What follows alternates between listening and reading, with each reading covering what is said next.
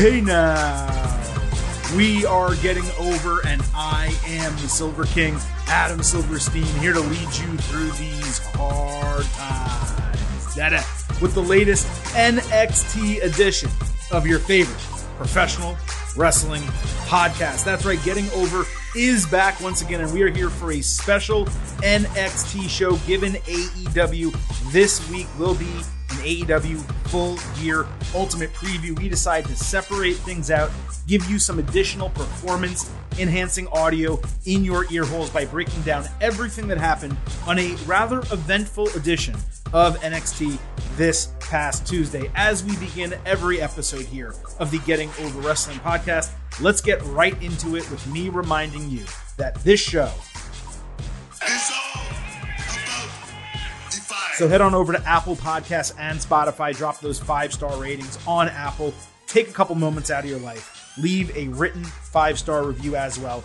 Let everyone know how much you love the show, why you listen, tell them why they should subscribe, and if you do leave a 5-star written review for us on Apple Podcasts, we will read it right here live on the show. Also, do not forget to follow us on Twitter at Getting Overcast. Every single time we have a new episode released, we drop it there first. We tweet live during the major shows and pay-per-views, premium live events, every week, every month, whatever the case might be.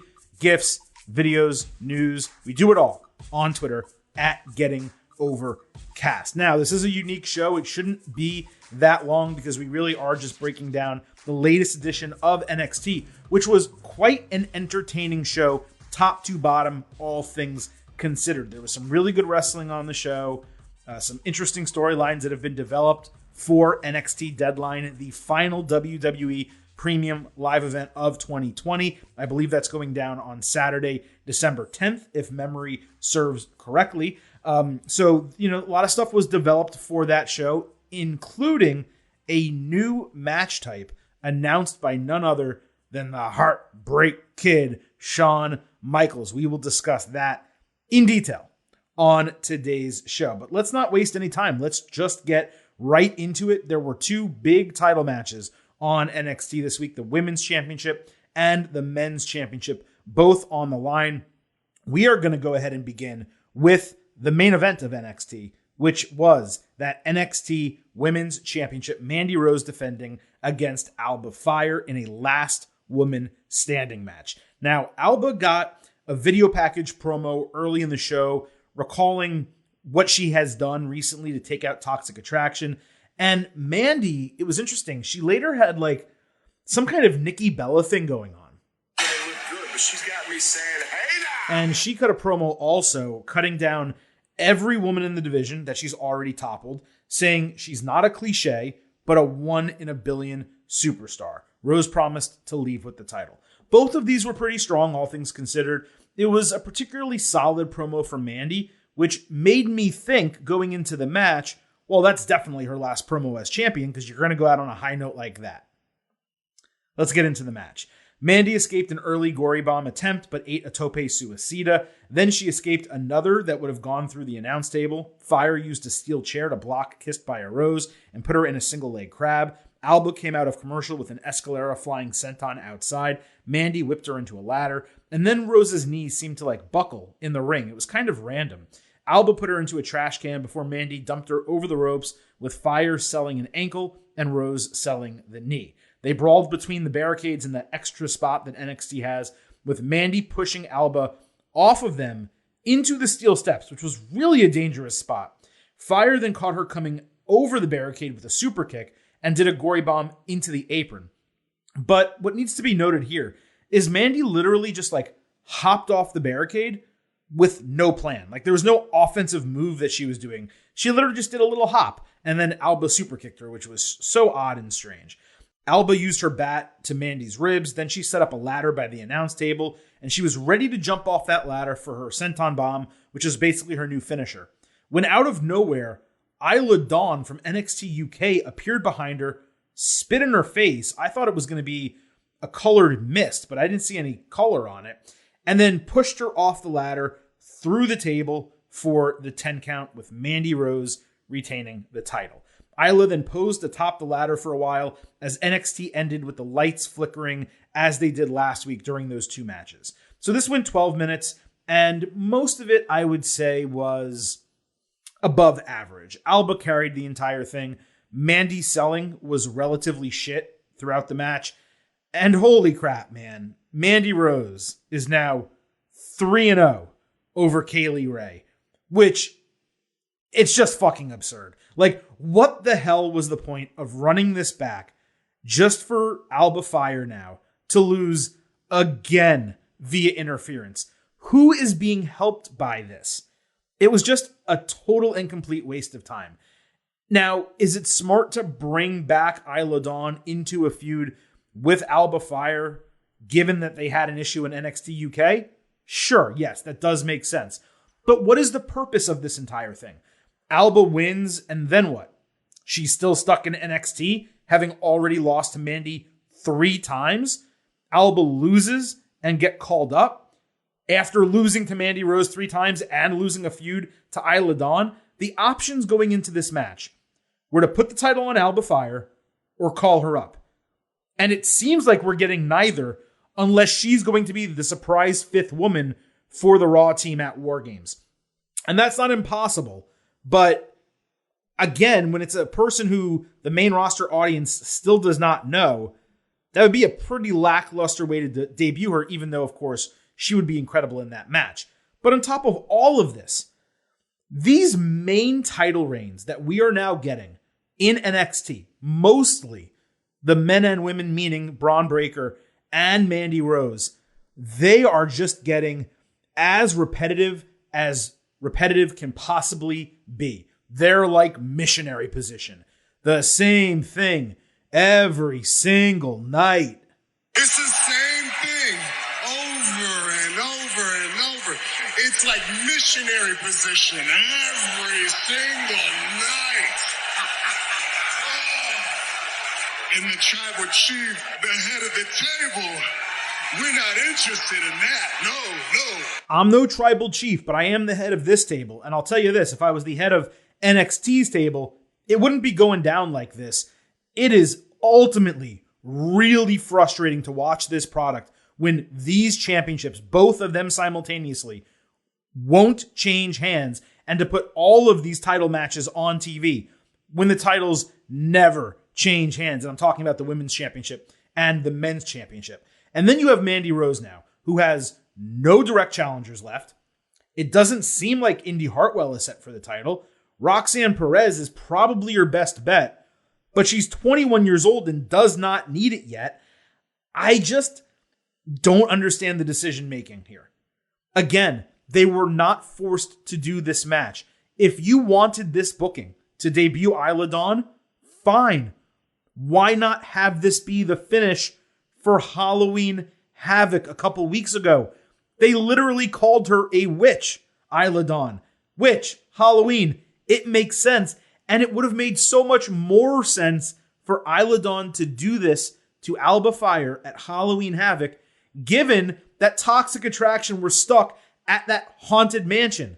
It was way more believable for Isla Dawn, or it would have been way more believable for Isla Dawn to do this and have someone else screw over Alba Fire, as opposed to the Toxic Attraction ladies making their way back, theoretically in an Uber, from this haunted mansion when they didn't have a vehicle and it seemed impossible for them to get back.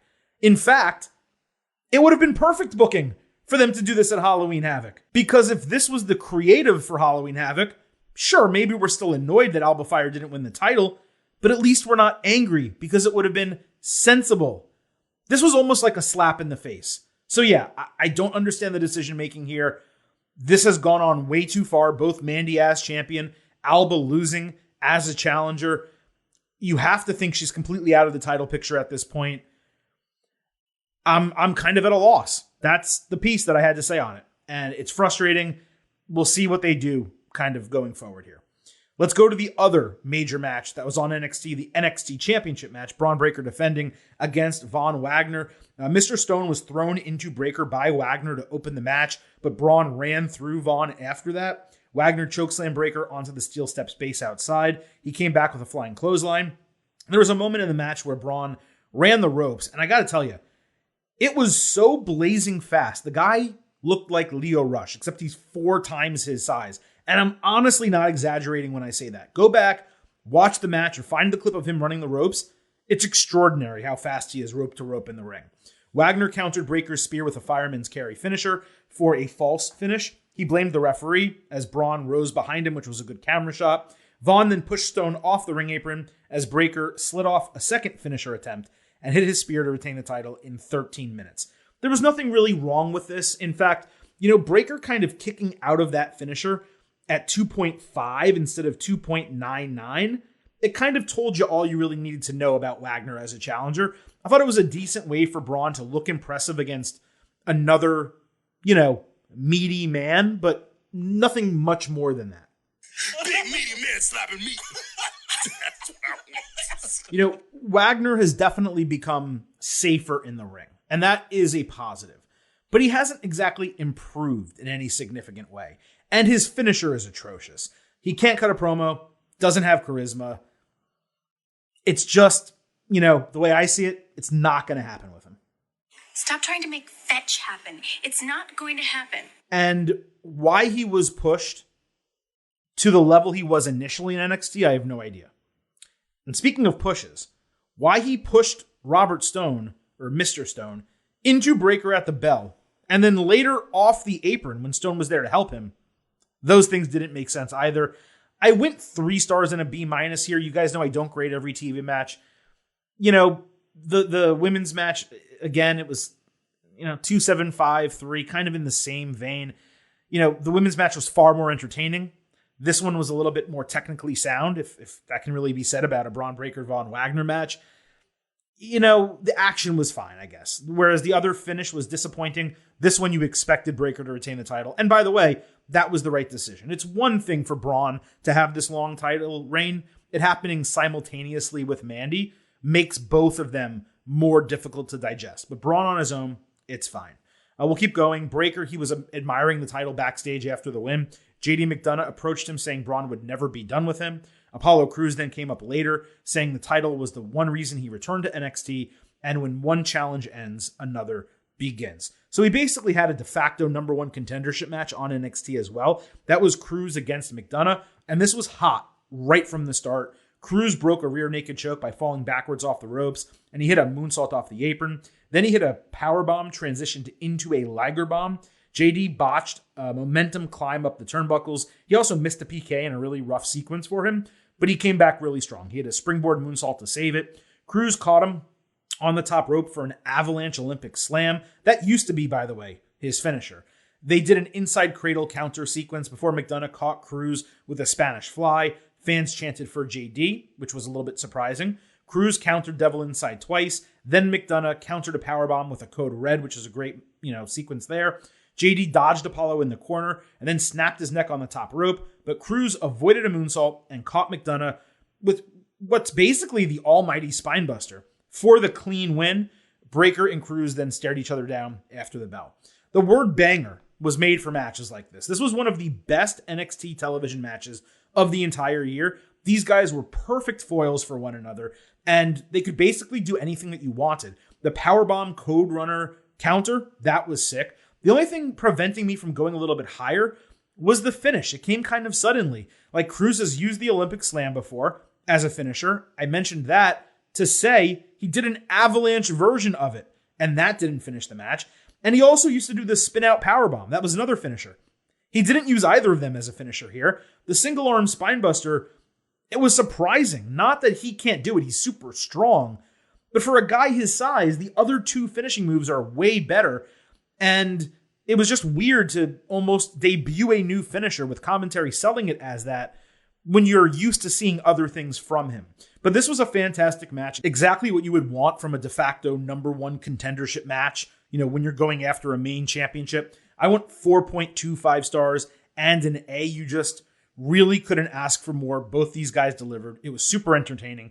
Easily the best match of the show. And to this point, we got AEW still to go, of course. We have a pay-per-view Full Gear, and we still have SmackDown on Friday. But to this point, one of the top 2 matches of the week, along with Seth Rollins and Finn Balor over on Raw. Super entertaining.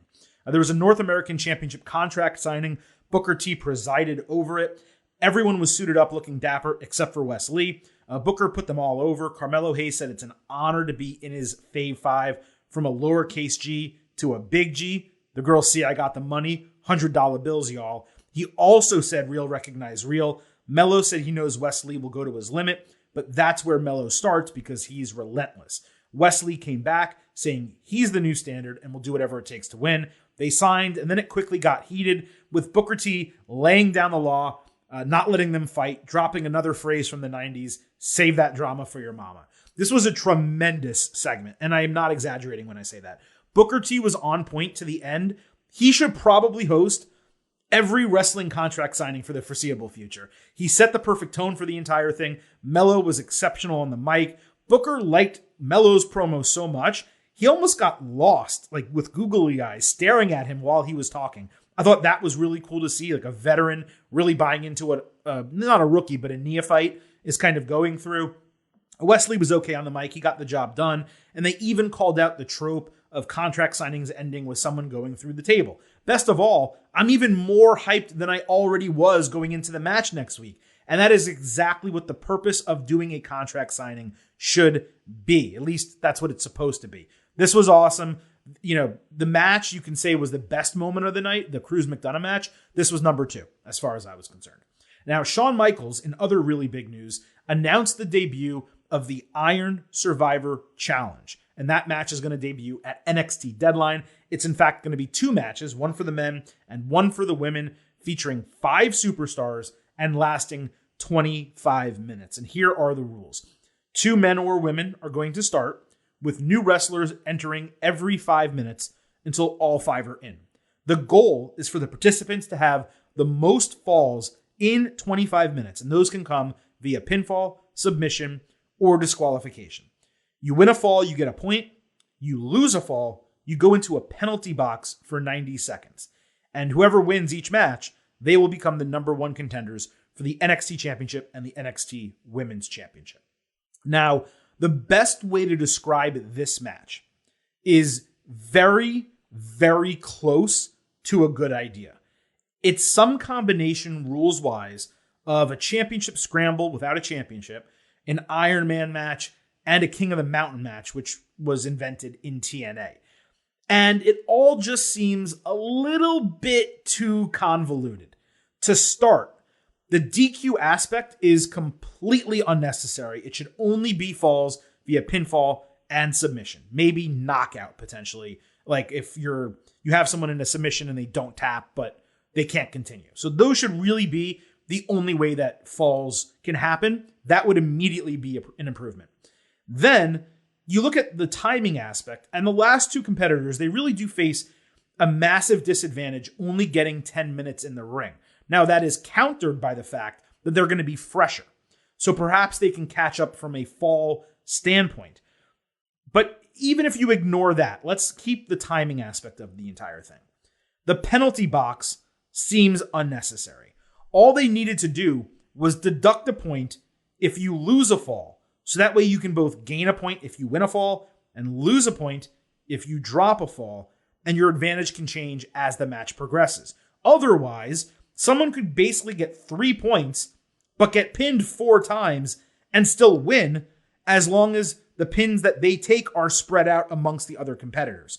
So, like I said, this is very, very close to a good idea. You remove the disqualification aspect of it, and you remove the penalty box aspect. And maybe you start with a triple threat. That way the final entrant gets 15 minutes instead of 10. And I think you have a fantastic match concept. It's just going to be really tough to judge it until we see it at Deadline. I'm certainly not against it. I like NXT trying new things. Clearly, with War Games basically getting called up to the main roster, they're looking for something else that can be unique to NXT that they can utilize. And like I said, trying new things is a positive. This one just feels a little bit too convoluted. One of those LOL TNA stipulation matches. Now, that's at first glance. We will see what happens at NXT Deadline. If it runs smooth, then shut my mouth. Congratulations, NXT. If there are hiccups and it is difficult to kind of understand and keep things separate throughout this entire match, then maybe they go back to the drawing board and next year they make some of the tweaks I'm talking about and just improve the flow of the match. But we're not going to know until we get our first data points, and those are not going to come until NXT Deadline on the 10th. One more thing with these matches before I keep going. They've got to have, 4 referees? To count the falls? Can they happen anywhere? Can they happen outside the ring? Does everything have to happen inside the ring? But with disqualifications, people may be using objects. You have to believe there's 3 or 4 officials that need to be involved in this match for it to actually be executed. Again, we will find out on December 10th. Let's get to the rest of NXT. Zoe Stark hit the ring to loud boos, saying her back is lighter, no longer having to carry Nikita Lyons. Stark ranted about getting thrown into a tag team with Lyons. She said she accepted it, even though it wasn't ideal. She said they got pulled from the tournament, for the women's tag team titles on the main roster, because she got hurt. But when Lyons told her it's okay, don't worry, it pissed her off because she was the one putting in all the work for the team, not getting hurt like Nikita did during social media work. She told fans, screw you for enabling that stuff. Stark said NXT is about her because she's the hunter and everyone else is the prey. This was really rough. It became obvious quickly why Stark wasn't called up after getting injured and why she's still in NXT. She is incredible in the ring, but she has a long, long way to go on the mic. The promo concept was okay, even if it was a little bit tough to believe. And worst of all out of this entire thing, the segment was way too long for no reason whatsoever. If this was half the length, Zoe Stark would have come off far better. They just kept her in the ring, cutting that promo for what felt like 10 minutes. I'm sure it wasn't, but it felt like that. She's just one of those people who really struggles to sound believable when they get upset. And if it sounds like an act, which this did, the crowd isn't going to buy it. But look, NXT is developmental, and she needs to go through this developmental process, cutting promos. She did battle hard to get it done, so credit to her fighting through the entire thing. The worst case is that she's going to be the top tier wrestling member of a tag team. The best case is she figures it out on the mic and is able to become a single star in WWE. Either way, she's super talented. This was just not her shining moment. Wendy Chu backstage claimed Cora Jade said many false things, but also a couple that she hadn't heard since high school. So they did hit home with her. Wendy wanted Cora to think about what she said, promising to fight her next week and leave her with 2 black eyes. I'm liking this little feud between them. It kind of came from out of nowhere. They can both benefit from it, and their promos thus far, both of them, have been very good. Cora Jade knocked it out of the park last week on her promo. Wendy Chu this week, not as good, but still very, very solid. Andre Chase called Duke Hudson into his office to ask why he threw in the towel during his match against Charlie Dempsey last week. Duke said he just couldn't stand seeing him in that much pain, and he did it so that he could fight another day. Chase bought it. Thea Hale then entered saying Duke was growing on her. This was fine. It's kind of just moving the storyline forward. Hudson, he actually seems to be thriving in this role, which is a huge positive. They finally found something that works for him. Donovan Dijak, at least that's what I expect his name to be. He poured some liquor while writing in a notebook, saying he demands the truth either voluntarily or through beatings. He said NXT is a product of him and hard justice is on the way. Doesn't hard justice sound like a 1994 USA Network show that would air after Monday Night Raw? That's just what it came to me when I kept hearing him say that. We also got to see that he now has a full beard. In the last few weeks, this thing's just been a little repetitive. It didn't accomplish or advance anything. I assume that they're waiting to debut him at NXT Deadline, maybe. I'm trying to count the weeks. That's still 4 weeks away. Maybe they bring him in on TV next week and they build a first feud for Deadline. That would make a lot more sense. I'm not sure what they're doing with Dijak, but these are getting repetitive, and it's time to just shit or get off the pot.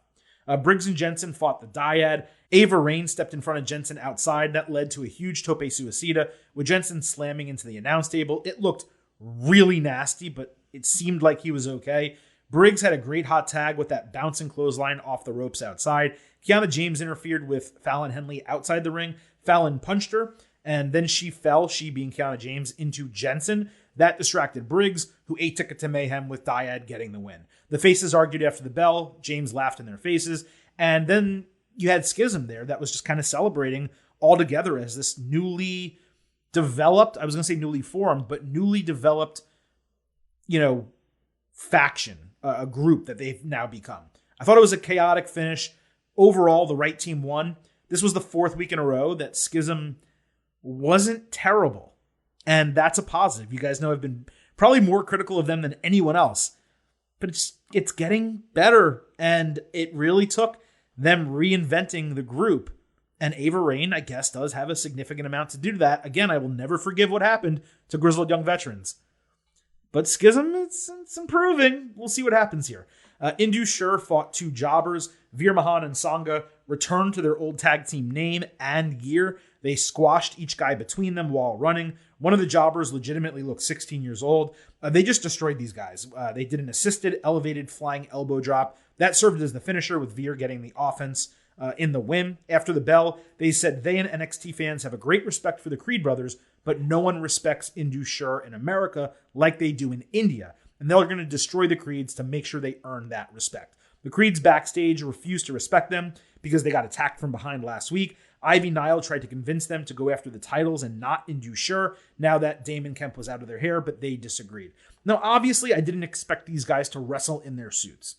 But seeing them revert back to the Indu Sher name and gear, it was a bit depressing. I'm not exactly sure what they could have done, though. Like, a different name, would it have hit better? Maybe. Slightly different gear, would that have changed? I don't really know. But I think we've seen plenty of people wrestle in what look like dress pants with like a button-down shirt before and make it look good. And I don't really know why these guys couldn't have done something similar to that. As long as they have that look still backstage and this is just their ring gear, I guess that's okay. But it just kind of feels generic and stereotypical in terms of what we saw in the ring. And they're both way better than that. And they've already on NXT during their time in NXT. They've shown that they're better than that. So look, as long as their mannerisms and, don't revert and you don't have Veer roaring like a lion while he's wrestling, which is what happened on Raw. As long as that shit doesn't happen, I'm not going to be overly critical of it. Their promo did make sense. The delivery was okay. I'm going to remain optimistic, and I do like them feuding with the Creeds initially. I don't love the idea of the Creeds getting beaten, which should happen if Veer and Sangha fight them. I don't love the idea of the Creeds losing, but they also don't have the titles right now, and if they're going to take a loss, better for it to happen now than later. Indy Hartwell fought Tatum Paxley. The lights flickered at the bell, which I'm now of the belief this was all just Isla Dawn the entire time. Indy ripped Tatum's mask off, but seemed to do it by accident. She tossed it to Ivy Nile at ringside, and then she drilled Paxley in the back with a forearm to get the win. Hartwell did seem legitimately well-meaning in the moment. She's been looking good in the ring. The new finisher is horrendous, as I said last week. Indy is way better than a stupid forearm to the back. It sucks when Karrion Kross does it, and it's no better with her. Granted, the springboard elbow drop, she botched it a couple times. You want to move on from that, totally fine. What about just a regular flying elbow drop? Or what about just something more unique that can be her? The forearm to the back, it's not unique. It doesn't speak to Indy Hartwell. I know she's being more aggressive as a character, but it doesn't have any attachment to her. It doesn't even have a name. So what's the point of it? Roxanne Perez congratulated Hartwell backstage. Then she asked about Indy taking Paxley's mask off. Hartwell just was not having it, saying she's going to do whatever she needs to do to get into the Iron Survivor match. And Perez said she wanted into that match also. Fine continuation from their conversation last week. Their interactions make complete sense given their characters. In terms of them both being in the Iron Survivor Challenge, makes sense. They both should be. But with all of these women interested in being in the challenge, who is there interested in contending for Mandy Rose's title before that happens? Or are we not having title matches on Deadline, and these two bouts, in terms of the main titles, are the big matches, and Braun and Mandy just won't defend the titles at all? We're going to find out, I guess. Scripps was back with another voicemail. It said, "Your cameras couldn't catch me. I got past your guards with ease. Now that I'm here, everything after this will only be a breeze because I'm fast as lightning, smarter than you think. Moves are incredible. You'll miss it if you blink. Next week, you will see that you and I aren't the same. So tell me, who's first to play a little game. There was also imagery of a person in a black hoodie sitting in an empty performance center. So I keep thinking about this, like, who could this be? And after all of these weeks, I just couldn't come up with anything. And one thing I even mentioned is everyone's making an assumption that it's a guy, right? But what if it's not? What if it's a woman instead? I'm now going back on that. I think it's a guy because the verbiage in this last voicemail, I can only come up with one person because theoretically, this Scripps character is not going to be someone new debuting from the Performance Center who we just haven't seen on TV before, right? It's not just going to be a no-name person where you say, oh, okay, they're Scripps. Theoretically, it should be someone that we've seen before that is getting repackaged. And the only person I can think of who fits this, fast as lightning, moves you can miss in a blink, the only person who has not been on WWE television since Triple H took over that is otherwise healthy as far as we know, that's Reggie. So that is my official prediction. Going into next week, Scripps is Reggie. Am I going to be right? Probably not. But again, it's the only person I can think of. A couple more things on the way out. Javier Bernal backstage said he's about seizing opportunities and issuing challenges. He wanted Axiom. Mackenzie Mitchell, who was doing the interview, reminded him that Axiom is not medically cleared. So then he said, okay, I want Ilya Dragunov. And Mackenzie reminded that he is back in Germany rehabbing. Bernal then challenged anyone from Gallus, and Mackenzie reminded him they're all suspended. So he officially blamed Mackenzie Mitchell for holding him back. After a couple months of Bernal stuff being relatively eye-rolling, this was fantastic. The guy has a ton of personality. This was a really smart chicken shit heel type of segment, something that you would get on the main roster from The Miz, or maybe even further back in the day from Dolph Ziggler. I found it very enjoyable, and Bernal was great. Mackenzie Mitchell, though, was awesome playing off him as well. And lastly, Odyssey Jones was chilling with the guys, asking Malik Blade why he wore a sweater vest. Blade explained that it was an ode to his dad who passed away and used to buy them for him. It was kind of random to just throw this into a segment, but to be candid, it's actually something I've wondered about for a year. Why does this guy wear sweater vests? So they answered my question. So was it random? Sure. Was it beneficial for me mentally? Yeah, because it gave me an answer to a question I've been asking for a really long time. But why did they do it? I have absolutely no idea why they actually did it on television. So look, that was NXT this week. When we don't have a big show coming up, like an ultimate preview for NXT Deadline, there's only really so far we can go analyzing the product itself. And also, you know what, folks? It's nice to do a short episode every once in a while. So I'm glad that we got to do this in its own vacuum, separate from AEW. What that also allows us to do, though, is one day from now, at least when this is taped, on Thursday, we will have your AEW Full Gear Ultimate Preview. We're going to break down everything that happened on Rampage and, of course, the Go Home Dynamite. We will break down every single match on the card with predictions, picks, analysis, the whole shebang. And then this weekend, of course, once AEW Full Gear goes off the air, we will come back with an AEW Full Gear Instant Analysis podcast. Also, do not forget, we already have a WWE episode in the can this week. So if for some reason you're listening to this, you have not heard that yet, make sure you listen to our WWE episode. We talk about the build for Survivor Series War Games that heated up massively this past week. We also talk about who could potentially be the fifth members of the babyface teams for men and women in the War Games match, potential returns, surprises, and we also go over Austin Theory getting a major rebound coming out of his booking on Raw 2 weeks ago. So you do not want to miss that WWE edition of the Getting Over Wrestling podcast. But what you also don't want to miss is leaving us a 5-star rating and review on Apple Podcasts, because here at Getting Over, It's all about the five. so please leave those 5-star ratings on Apple and Spotify. Drop the review for us on Apple Podcasts. And if you do, we will read it live right here on the show. Please do not forget to follow us on Twitter at Getting Overcast. Not only for the episode drops and all the things we talked about earlier, but you get to vote in pre- and post-show polls ahead of and following AEW Full Gear, so we get your expectation grade and your final grade for the show.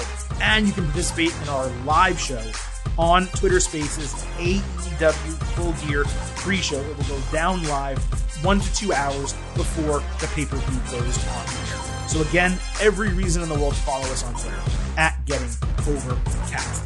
Thank you all for joining this special NXT edition of Getting Over. It is now time for the Silver King to sign off and leave you with just 3 final words.